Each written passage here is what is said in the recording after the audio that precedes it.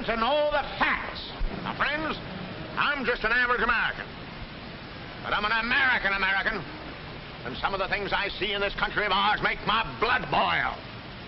I see people with foreign money. I see Negroes holding jobs that belong to me and you. Now, I ask you, if we allow this thing to go on, what's going to become of us real Americans?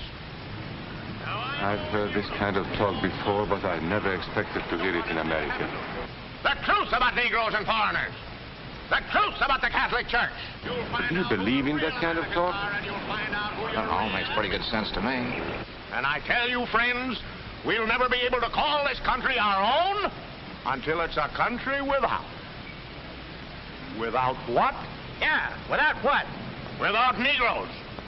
Without alien foreigners. Without Catholics. Without Freemasons. You know these people. What's wrong with the Masons? I'm a Mason. Hey, that fellow's talking about me. And that makes a difference, doesn't it? These are your enemies. These are the people who are trying to take over our country. Now you know them. You know what they stand for. And it's up to you and me to fight them. Fight them and destroy them before they destroy us.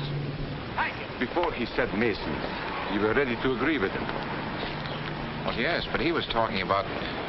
What about those other people? But in this country, we have no other people.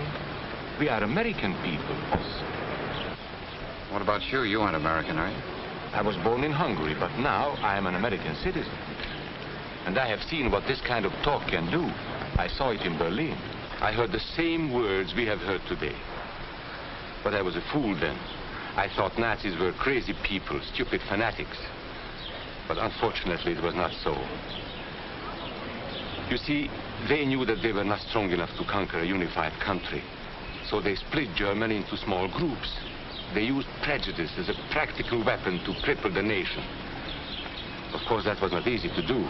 They had to work hard to do it. You see, we human beings are not born with prejudices. Always they are made for us.